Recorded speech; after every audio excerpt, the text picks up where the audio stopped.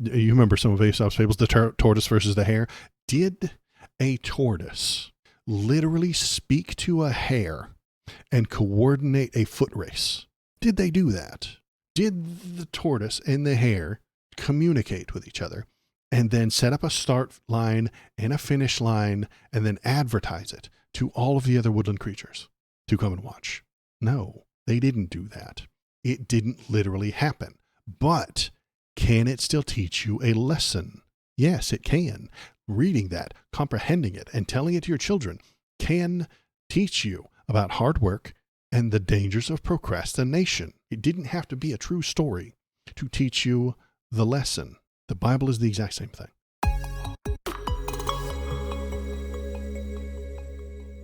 The Supreme Court is about to let religion ruin public education. 2 recent cases suggest that the era of secular schools is coming to an end. In modern America, religious education is offered in private schools or in a homeschooling setting. Public education, by contrast, is secular because the government is not in the business of sponsoring religious indoctrination. But in 2 cases in the Supreme Court heard over the last couple of weeks, the justices appear to ready to throw out public education as we know it and usher in a new era where tax dollars flow to religious schools and religion can dictate what is taught in public classrooms. When the decision came down, public education may change forever.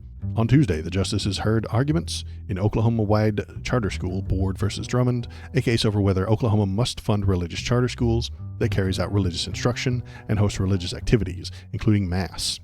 Rather than consider this an affront to the separation of church and state, 4 Republican-appointed justices appeared outraged at the idea that the state would fund a charter school focused on language, immersion, or the arts, but not one focused on religious instruction.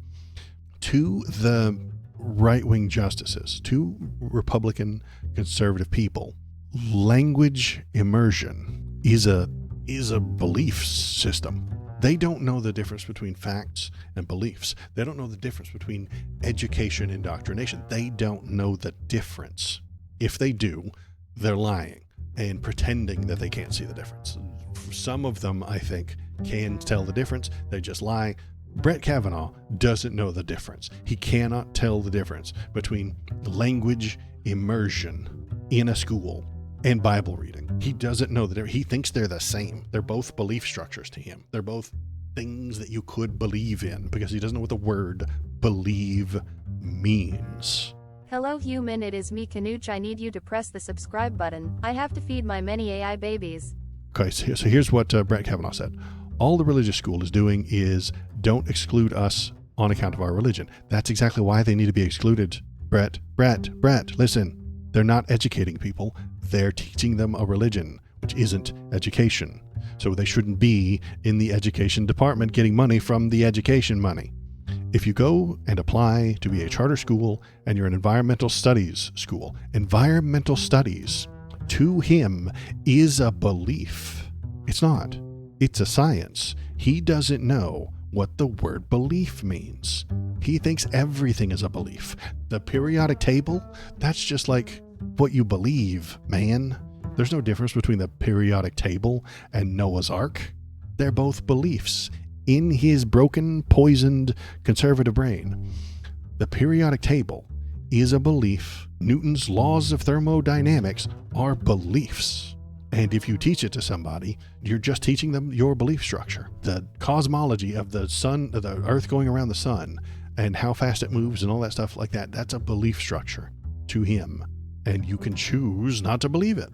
And it shouldn't be any different than teaching you Noah's Ark in 2nd grade. If you go and apply to be a charter school and you're an environmental studies school or you're a science-based school or you're a Chinese immersion school or an English grammar focused school, you can get in. And then you come and say, oh, we're a religious school. It's like, oh no, can't do that. That's too much. Because religion isn't education. You don't know the difference, but some of us do. English grammar is education. Chinese immersion is education. You don't know the difference between religion and education. That's why they can't get the education money.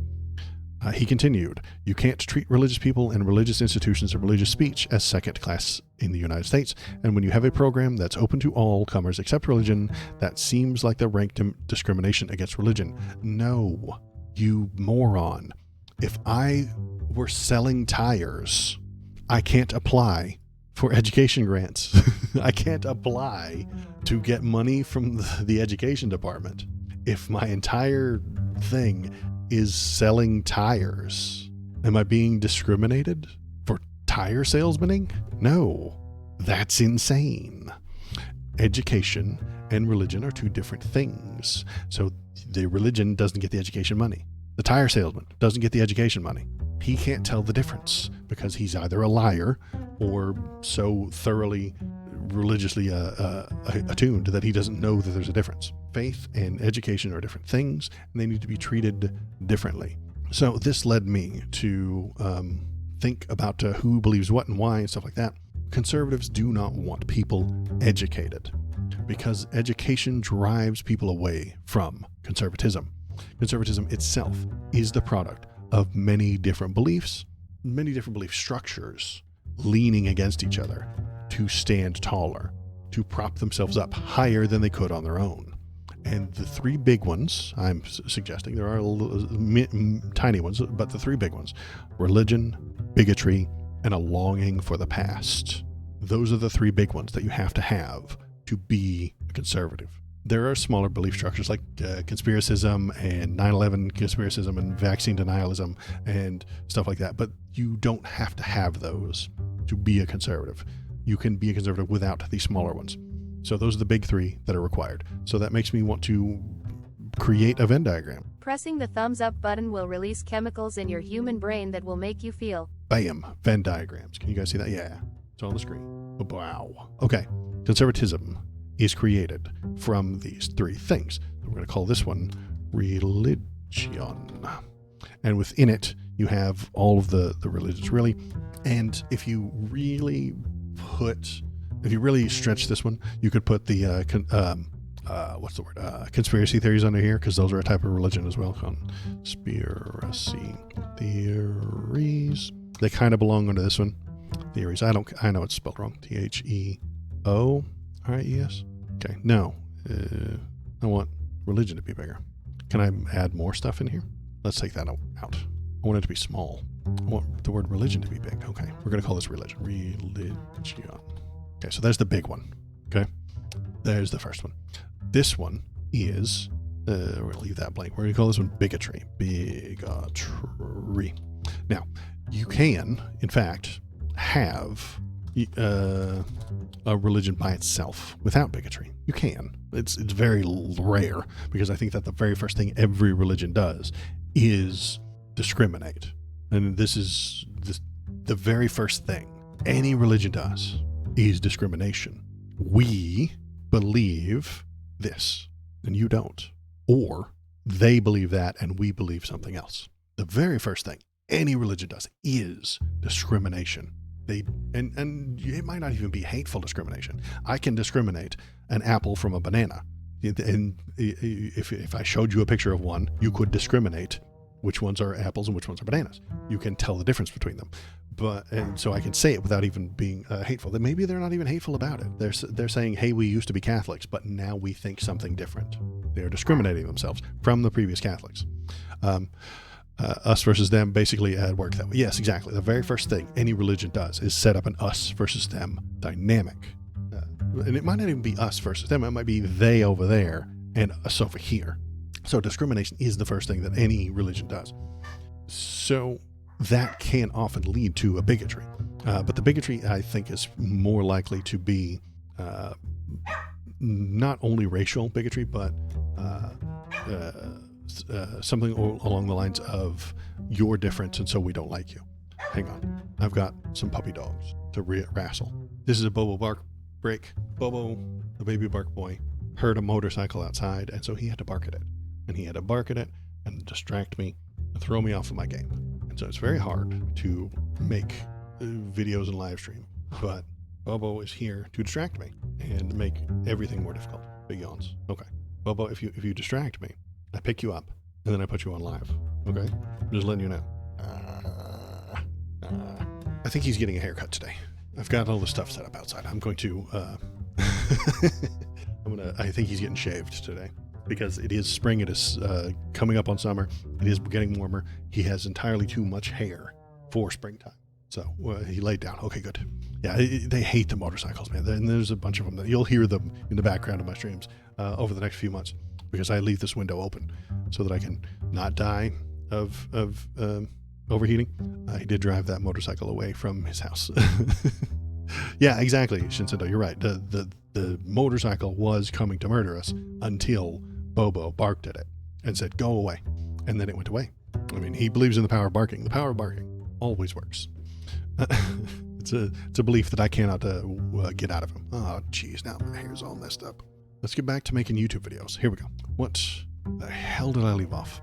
I was talking about the belief structures. So the first one is religion, and the second one being bigotry for people who are different. If you're different, we don't like you. You don't belong here, either because of your nationality or your race or your belief structure. America for Americans, you have to draw the lines. This is a very common thing within conservatism. Germany for Germans, America for Americans, Africa for Africans. This is the thought process of the people on the right wing. Draw those lines. Maybe you can travel across the lines if you set up the rules properly, but if you really go hard right wing, there's no reason to ever cross those lines. All the white people live in America, all the brown people live in South America, all of the Russians live in Russia, all of the Australians live in Australia, all of the Africans live in Africa, and you have to go back there because that's where you're from. This is bigotry. It's stupid, and I hate it. It is not a left-leaning ideology. It is a solid right form of bigotry.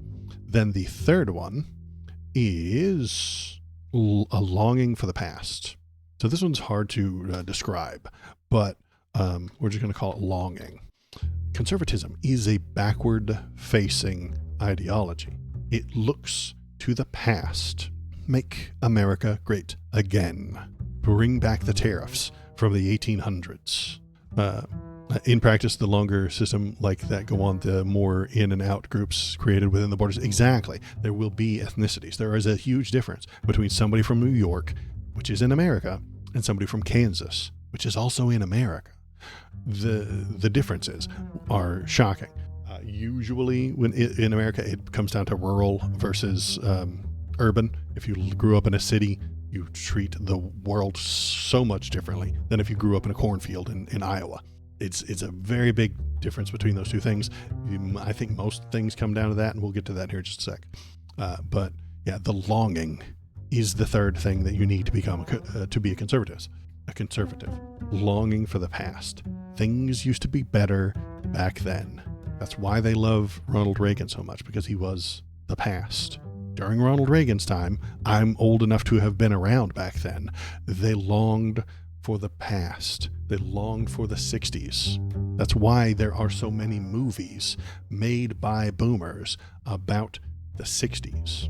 Today, you see movies about the 80s because people used to always look to the past. Conservatism looks backward.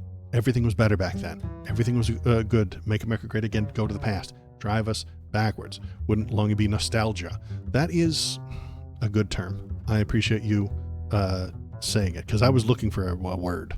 I couldn't come up with a word. Nostalgia is a good word that describes the whole thing. And what are you nostalgic for? The past. The conservatives today see Leave It to Beaver, the TV show, and they think that's how life was. It wasn't. That's a fictional television show. But they think that's how the world was. They think that's how it operated because they either weren't there or they have distorted memories of how good things were in the past. Those are the three things you need to be a conservative. And you can actually, I can fill in the 1, 2, and the 3 as well, because you can say if you are religious and nostalgic, what are you? You are, I would say, a zealot or a fundamentalist. You're a fundy religious person. You're a religious fundamentalist. Religion is good, and it was better in the past. Go backward. The Hasidic Jews in New York, hard on religion, hard on nostalgia. They're fundamentalists. Okay? Does that make them conservative? Maybe not, because they don't have the bigotry. You see? So I think that is actually a good analogy. If you have the bigotry and the nostalgia, but without the religion, I think you are, I'm going to say it might make people mad, but you're a griller. You are you don't like wokeism, you're anti-woke, which is pro-bigotry, by the way. If you're anti-woke, you're pro-bigotry. That's all there is to it. They don't like the woke. They don't like the blue hair. They don't like the people getting nutty. They don't like seeing the trans people on TV. They don't know why it's such a big deal, and they have nostalgia for the past. You are a griller, and you want to just be left alone, generally. Leave us alone. Stop pushing the gay agenda down our throats. But it's not about religion. It's just about not liking the people that are telling you things. You're complaining about your kid who went to college, and you want things to be back the way they used to be. Now, if you're religious and a bigot, you would, what would we call you? We would say that you are, actually, no, I'm going to change this. I'm changing my mind. This is libertarian. This is libertarians. And this is grillers. I'm moving it over. Because the libertarians have nostalgia and bigotry. They want the country to go back to the way it was. They want the politics to be back in the way it was. They want to segregate people. You're a libertarian, but you're not super religious. So if you are nostalgic and bigotry and on the right, you're a libertarian, but not so overly religious. The religious are the people who they're the Methodists who show up to church every Sunday, and they have that bigotry, but they don't have the nostalgia, maybe. They just want to be left alone the way they are. Back in my day, insert something racist. Absolutely. So that's why I had to move them over here, because they generally go to church as well. The Hank Hills of the world. They go to church every Sunday. They go to they want to be left alone. Back in my day, they're grillers. And if you combine all three of them, you become a conservative. So if you have the religion, you have the bigotry, you have the nostalgia, you have all that together, you become a conservative. And this, I think, is correct. That's just the way that I look at it. Now, what has that got to do with what we were talking about? Well, education can fix all of these. It really can. Education defeats all three of these belief structures. If you become educated about cosmology, the creation of the universe, and the complex physics involved, you will stop believing in the biblical version of creationism. If you learn biology, you will smack face first into evolution theories, which will make a very strong case against Noah's Ark. If Noah's Ark didn't happen the way that the Bible says, what else could it be exaggerating about? What other things could it be inventing from human imagination that aren't true? I've said it before, but the Bible is a fictional book of fables intended to make primitive people less savage and become more moral, just like Aesop's fables. You remember some of Aesop's fables, the tortoise versus the hare? Did a tortoise literally speak to a hare and coordinate a foot race? Did they do that? Did the tortoise and the hare communicate with each other and then set up a start line and a finish line and then advertise it to all of the other woodland creatures to come and watch? No, they didn't do that. It didn't literally happen. But can it still teach you a lesson? Yes, it can. Reading that, comprehending it, and telling it to your children can teach you about hard work and the dangers of procrastination. It doesn't have to literally be true. It didn't have to be a true story to teach you the lesson. The Bible is the exact same thing. It is a list of fables that are supposed to teach you to be a better person. Now, half of it has gone right out the fucking window because we don't have Lamanites and Byzantines and half of the races that were in that damn thing. They're all gone. So we don't need half of those stories. But if you tell me an interesting story from there, I can appreciate a lesson, even if it didn't literally happen. Believing the Bible is literally believing magic? Absolutely. Yes, they did, because I believe they did. Yeah, Shinseto believes that a rabbit and a turtle had a conversation and came to some agreement on where the start point is and where the end point is for their race. As an allegory, there's some pretty decent morals. Yeah, exactly. There are some decent morals in there, but it didn't have to be factual for it to be a good moral. You can watch a TV show that is fictional and it will teach you a moral. Did the TV show actually happen? No. It was fiction. It had a rabbit and a tortoise talking to each other. There was there's another one about a grasshopper and an ant that is pretty much the same thing. The grasshopper slacks off and goofs around all day, and the ant does the extra work and puts the things back, and then he survives the winter, and then the grasshopper starves to death. that didn't have to actually happen for you to appreciate the message. So that is, but because they're religious, as we discussed a moment ago, they have to make it true. If it's not true, it's not valuable to them. They're goofy. We can educate them out of this. Educating them about this process will make that whole circle right there disappear. Then at worst, you're either a griller or a libertarian. Actually, you're a libertarian at that point.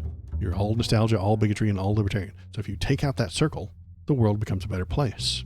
If you teach people not to be overly religious, everything gets better, and the conservatives lose power, which is why the Supreme Court is pushing for religion to teach people things. If you traveled the world, so let's get rid of the bigotry bubble. If you traveled the world and explored and met new people, you will lose some of your bigotry.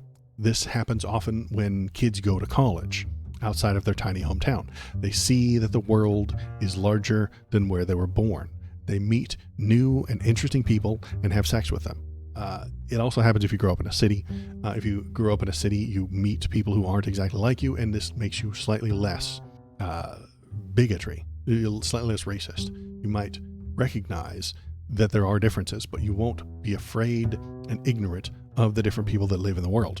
Travel kills ignorance. That's it's one of those often re-quoted Mark Twain quotes that travel is the cure for ignorance, and I think it's right, whether he said it or not, or whether or not I'm butchering the saying. But travel cures ignorance.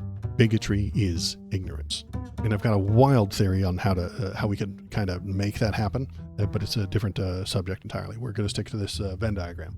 So if we educate people and have them travel around a little bit, which is an education in itself, the bigotry goes away. Conservatives don't want that. Don't tease us. Well, I've talked about it 1,000 times before, but I can hit it up later. Any of it. It's my wild plan for a type of not quite Peace Corps, but something along the lines of American Peace Corps, only on steroids. So if you travel, you meet new people, you become less bigoted. Conservatives don't like that. They hate the idea of people going to college outside of their state. They hate the idea of going to college at all and they hate big cities because college destroys bigotry. That's why they hate college. That's why they want the religious to be in charge of education. They hate education. They do not want people to become educated. And then for the third one, nostalgia, obviously. If you learn the history, if you learn what actually happened in this country, you will stop being nostalgic for it. The more you learn about history, the less you'll want to be there. You will recognize that we have moved forward and we are in a better place today than we were 20 years ago. Except for the capitalism part and the rampant commodification of literally everything. That's a thing that we could fix, and hopefully in the future we would be better at it. The nostalgia will be cured. If we fix the capitalist problems that we've got right now, we could be in a future where the conservatives of tomorrow would be nostalgic for the capitalist hellscape that we have today. It's crazy, but they might. Anyway, well, I'm getting off topic. Nostalgia is a backward-facing ideology. It is thinking that things were better back in the past, and we can educate people out of that. If you educate them and say, hey, well, Leave It to Beaver was just fiction. Here's all the people that were harmed during that time. Here's all the people who didn't have civil rights during that time. Here's all the people who couldn't vote because of the patriarchy, because of the system that held them down. Here's how redlining used to work. You'll recognize that we're better today and drop your nostalgia. And if that happens, there's no more conservatives. This is why the Supreme Court is coming out saying that they need to allow religion in schools, so that those three things will get pushed by the religious schools. They'll push the religion, they'll push the bigotry, they'll push the nostalgia. And because of that, that will create more conservatives. And if they create all those conservatives, then they'll vote, and they get to stay in power, they get to be in charge, and they get to push their will onto the people who it's harming. And that's sad and bad, and I hate it. So yeah, that is my rant for today. Politics USA is now following. You just turned a frog gay. This has incredibly long, endless commercials. This sucks. I apologize, Politics USA. You live in a capitalist hellscape. Okay? I literally can't make those commercials go away. You can if you give Twitch money. You live in a capitalist hellscape. I'm sorry. I think they're only 30 to 60 seconds long anyway. Also, if you go to YouTube, you can watch all of this without the commercials, or I think it pauses and then plays the commercial and then goes. But you live in a capitalist hellscape. I live in a capitalist hellscape. I'm not happy about it. I push for socialism on a daily basis. Talk to Twitch about the shitty gambling apps. Yeah, exactly. But yeah, the YouTube links pause and then play a commercial and then continue later, if I remember correctly. And the live stream on YouTube doesn't have the live commercials. I don't think there are live commercials on YouTube. I don't think there are. That's the YouTube link right there, Waldo's Politics Stream /videos. If you go to the live tab, you can do that there, and you can become a subscriber over on YouTube too, and that's very nice. It makes the channel better. I'm getting close to 300 subscribers. I'm getting pretty close, and at 1,000 I become monetized again. More capitalist hellscape. I am not being paid for any of this at the moment. I'm just doing it because it's fun. So let me think. Yeah, that is the rant for today.